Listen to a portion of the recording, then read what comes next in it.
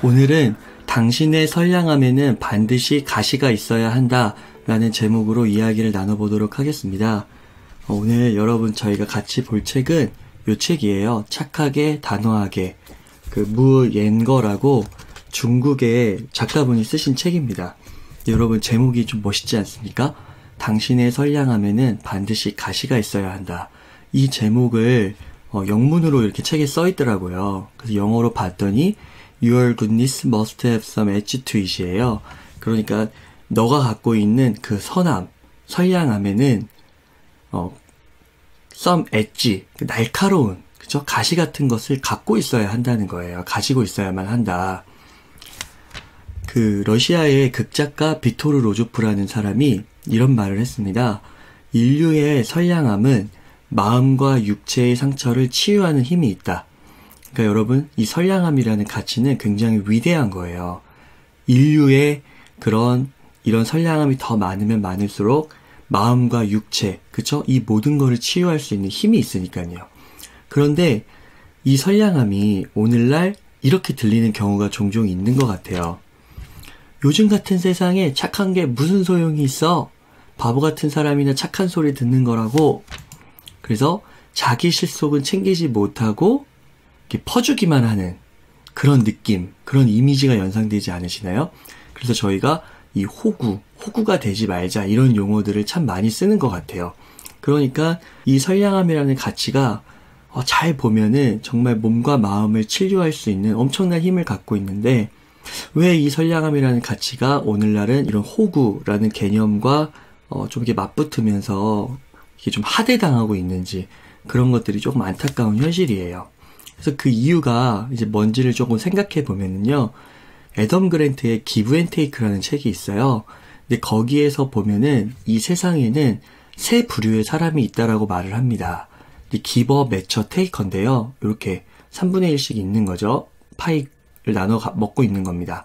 근데 이 기버는 이제 주는 것과 받는 것이 있을 때 주는 게 더 많은 사람이에요. 그걸 기버라고 하고, 매처는 주는 것과 받는 게 동일한 사람. 그리고 테이커는 가져가는 거, 받으려고 하는 사람이 많은 겁니다. 그러니까 세상에는 이 기버, 그나마 매처 이렇게만 있어도 그 빅토르 로조프가 말한 그 선량함이 빛을 발할 텐데 이 테이커, 이런 사람들이 점점 많아지면서 무한 경쟁 사회, 승자 독식 사회 이런 것이 대두되면서 이 테이커의 존재가 조금 많아지지 않았나 이런 생각이 드는 거예요. 아무튼 이 현실에서는 이제 기버가 살기가 점점 팍팍해지고 있다는 느낌을 지울 수가 없는 거죠. 이 무앵거의 그 문제의식도 마찬가지입니다.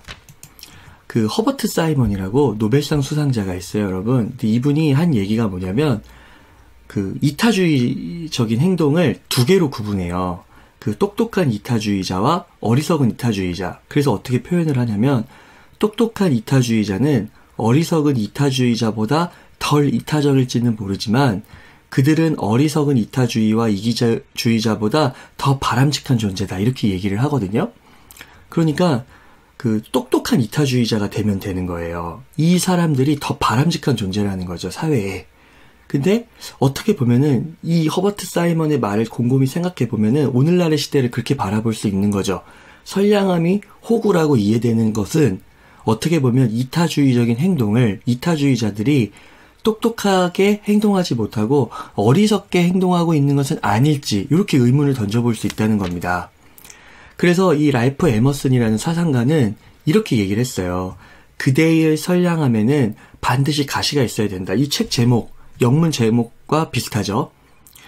그렇지 않으면 그 선량함은 없는 것이나 마찬가지다. 이렇게 얘기를 한단 말이에요. 그러니까 그 선량함에는 가시가 있어야 되는데 요 랄프 에머슨의 말을 잘 생각해보면 앞에 말했던 허버트 사이먼의 바로 이게 아닐까 싶은 거죠. 선량함 플러스 가시, 단호함. 이게 가치가 있다라는 겁니다. 엣지. 그러니까 약간 뭡니까? 이 앞에서 어리석은 이타주의자는 뭐예요? 선량함만 있는 거죠. 가시, 단호함, 엣지가 없는 겁니다. 이렇게 이해할 수 있지 않을까 하는 거예요. 무앵거는 이제 그렇다고 얘기를 하는 겁니다. 진정한 선량함에는 가시가 있어야 된다는 거죠. 그러니까 똑똑한 이타주의자에게는 이 가시가 있는 선량함을 갖고 있어야 된다는 겁니다. 그래서 이 무행거는 이 선량함에 대해서 오랜 세월 고민하고 연구를 해왔어요. 그래서 이 선량함을 두 종류로 구분을 합니다. 이제 한쪽이 온전한 선량함, 그리고 다른 한쪽이 바로 반쪽짜리 선량함이에요. 그러니까 이 반쪽짜리 선량함이 호구가 되는 거고, 이 온전한 선량함이 바로 선량함의 가시를 갖고 있는 거죠. 우리에게 필요한 것은 바로 이 온전한 선량함이라고 말할 수 있을 것입니다. 이 책에서 우리가 조금 더 유념해 볼 수 있는 점은 이 반쪽짜리 선량함을 조금 더 구체적으로 구분을 한 거예요. 근데 그게 뭐냐면 이제 질 낮은 선량함, 멍청한 선량함, 얕은 선량함, 강요하는 선량함 이렇게 돼요. 질 낮은 선량함은 퍼주기라는 문제에서 비롯되는 거고, 멍청한 선량함은 무지, 그 지식이 없는 거, 선량함에 대한 올바른 지식이 없는 거에서 나오는 거고, 얕은 선량함은 그 상황이 있겠죠? 내가 선행을 베풀었던 그 상황에 대한 이해도가 낮은 제3자가 오지랖만 갖고 이제 막 조언을 하는 거가 되는 거고요. 그 다음에 강요하는 선량함은 자신만의 도덕적인 기준이 있어요. 그 선량함의 기준을 타인에게 강요하는 겁니다. 그래서 요거를 조금 한번 더 살펴볼게요. 자세하게요. 첫 번째는 질 낮은 선량함이에요. 이거는 이제 과도하게 너무 후하게 베풀기만 하는 거. 근데 이런 이유가 뭐냐면요. 왜 이렇게 후하게 베풀기만 하느냐. 여러 가지 이유가 있을 수 있는데, 무행거가 지적하는 거는 자신감이 결여돼 있다라는 겁니다. 그러니까 자신감이 결여돼 있어서 너무 타인에게 종속된다는 거예요. 타인의 인정을 갈구하게 된다는 거예요. 그러니까 내가 독립할 수 있고 자립할 수 있고 내가 갖고 있는 원칙, 그런 소신들이 맞다면 상대방에게 적극적으로 단호하게 노라고 할 수 있는데 그렇지 못한다는 거죠. 그래서 이런 사람들은, 질 낮은 선량함을 갖고 있는 사람들은 마지막에 가서 이제 힘에 붙여가지고 더 이상 못 들어주겠는 거예요. 그럼 거절을 하잖아요. 그러면은 상대방은 지금까지라도 선행을 베풀어줬으니까 고맙다고 얘기해야 되는데 그렇게 안 하고 오히려 욕을 하는 거죠. 너도 변했다 그러고, 너 옛날엔 이렇지 않았다 그러고. 근데 거기에 대해서도 대항하지 못하고 자기 주장을 하지 못하는 거, 이게 바로 이제 질 낮은 선량함을 갖고 있는 사람들의 모습입니다. 멍청한 선량함은 어떠냐? 그 선행은 많이 베풀어요. 근데 그 선행 자체가 멍청한 거예요. 지식이 없는, 무지함에서 비롯되는 거예요. 예를 들면 옆집에 어떤 분이 몸이 아파요. 근데 내가 선행을 베풀고 싶은 거예요. 근데 어떻게 하냐? 검증되지 않은 민간요법을 막 추천하는 거예요.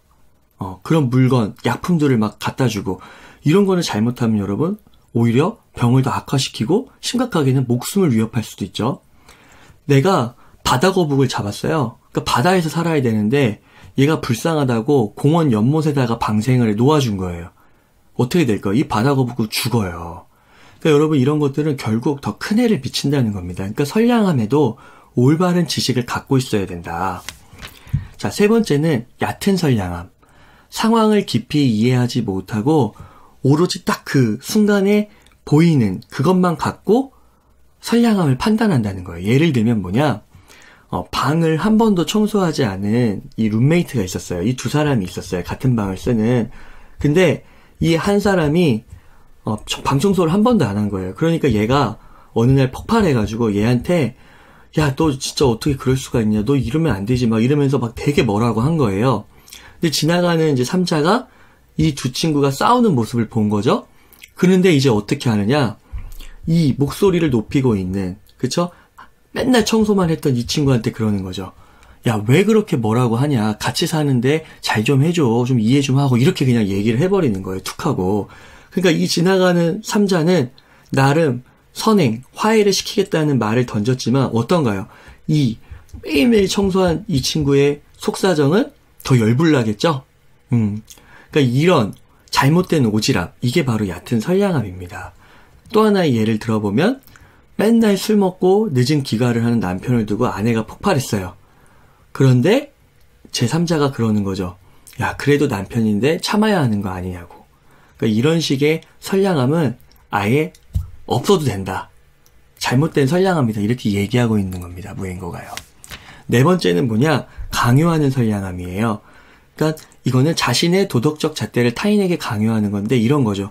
조금 부유해 보이는 사람에게 야, 너는 돈이 그렇게 많은데 왜 기부 안 해? 이렇게 얘기를 하는 거예요. 그리고 야, 너는 조금 부유해 보이는데 왜 이렇게 외제차 끌고 이렇게 비싼 옷만 입고 다녀? 세상을 바꾸겠다고 하면은 더 나게 만들겠다면 이런 거 안 해야 되는 거 아니야? 이런 식으로 조언이랍시고 한다는 거죠. 근데 이거는 잘못됐다라는 거죠. 그쵸? 그 사람이, 외제차를 샀는데, 정말 뭐 10년 동안, 국산차 돌리다가 중고차를 돌리다가 샀을 수도 있는 거고, 그쵸? 어떤 기념일이나 이런 걸 맞이해서 비싼 옷을 살 수도 있는 거잖아요. 그리고 이거 산 게 왜 잘못됐겠습니까? 그만큼 그 수입과 소비 능력이 있다면 살 수도 있는 거죠. 그렇죠? 그러니까 이 한마디로 이 앞에 4가지의 선량함은, 반쪽짜리 선량함은 잘못된 기준을 갖고 있다는 거예요. 그러니까 이런 잘못된 기준을 갖고 있는 선량함인데, 이게 그래도 선의를 갖고 있으니까, 최소한의 선의를 갖고 있으니까 그래도 대놓고 뭐라고 하지 못하겠고, 이런 게 좀 더 짜증난다는 거죠. 그죠? 그렇기 때문에 우리가 이 선량함의 개념을 잡아야 된다는 게 바로 이 무행거가 이 책을 쓴 이유입니다.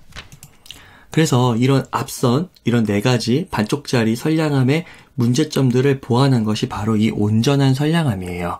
그래서 이 온전한 선량함이 갖고 있는 몇 가지 조건이 있어요. 그것들을 소개해 보도록 하겠습니다.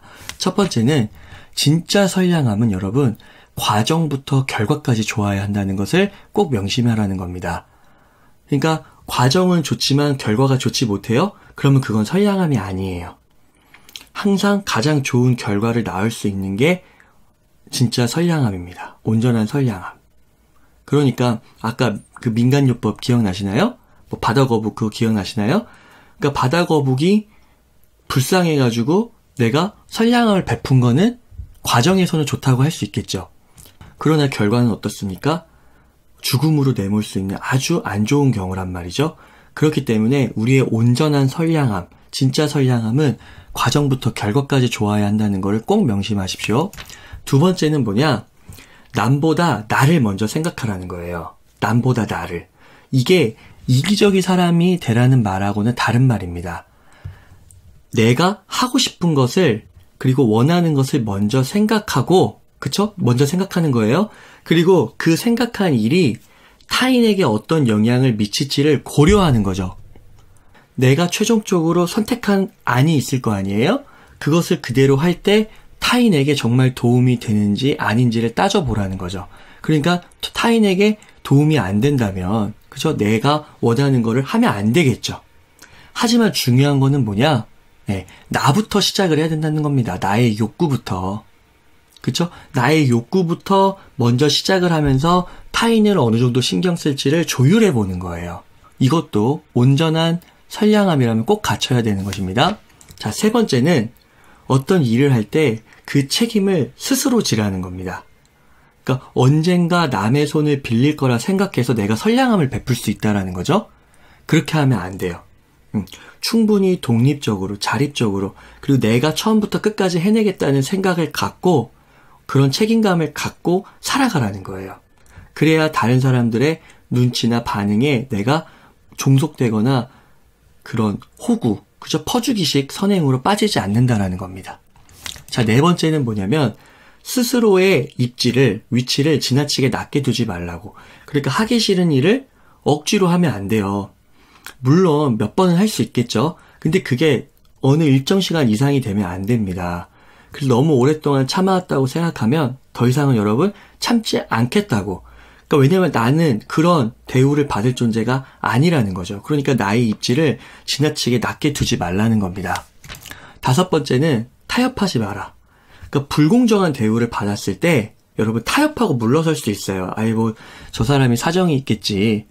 아이 뭐 한두 번인데 그냥 물러나지 이럴 수 있는데 여러분 그런 행동은 저 사람이 만약 테이커라면 기보면은 괜찮죠. 테이커라면 내가 숨 쉴 수 있는 공간이 점점 줄어든다는 거예요. 그렇기 때문에 타협하지 마라. 이게 이어지면 어떻게 되냐? 이제 말과 행동으로 상대방에게 말하는 거죠. 타협하지 않고 확실히 반격을 하는 겁니다. 그러니까 반격은 뭐냐면 말과 행동으로 표현을 하라는 거예요. 그래서 노라고 말하고 거절하고. 그런데 여러분 이 반격을 막 폭력을 쓰고 그쵸 물리적인 가해를 가하라는 게 절대 아닙니다. 이렇게 해야 돼요. 이렇게. 감정은 부드럽게, 말과 행동은 단호하게. 그러니까 굉장히 예의를 갖춰서 부드럽게 그렇게 대하는 건 맞아요. 하지만 그 말과 행동에서는 노라는 의지를 단호하게 밝혀야 된다는 거죠.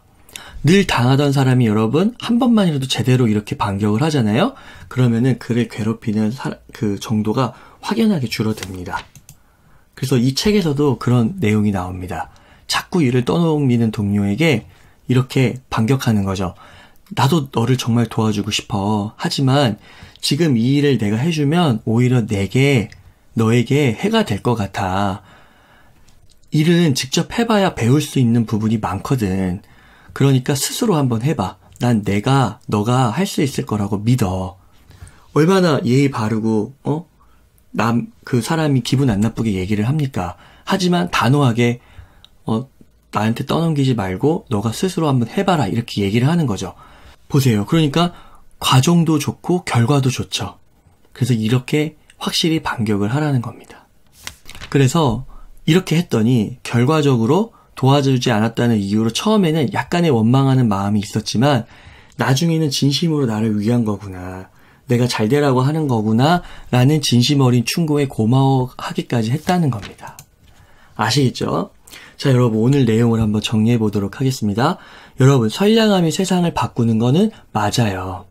선량함에는 몸과 마음을 바꿀 수 있는 힘을 갖고 있습니다. 하지만 이 선량함에는 온전한 선량함과 반쪽 선량함이 있다는 거죠. 이 반쪽 선량함은 퍼주기, 무지, 오지랖, 강요와 같은 것에서 비롯된, 그쵸? 잘못된 선량함이라고 했습니다. 그래서 이런 것들을 보완한 것이 뭐냐? 온전한 선량함이에요. 선량함이 의도가 좋다고 해도 여러분 그게 다가 아닌 거예요. 꼭 과정과 결과에서 모두 좋아야 한다는 것을 꼭 기억하셨으면 좋겠습니다. 그리고 나 자신을 먼저 생각하는 선량함. 이게 이기주의자가 되라는 게 아니라 내가 원하는 일이 상대방에게도 이득이 발생될 수 있는가라는 따져보라는 거죠. 이걸 조율해보는 선량함. 감정과 태도는 여러분 친절하게, 그렇지만 말의 내용과 행동은 단호하게, 요것을 겸비하는 요런 온전한 선량함을 다른 사람들에게 사회에 많이 베푸셨으면 합니다. 그래서 여러분 오늘 이 책의 제목이기도 한 이 말을 꼭 기억하셨으면 좋겠습니다. 당신의 선량함에는 반드시 가시가 있어야 합니다.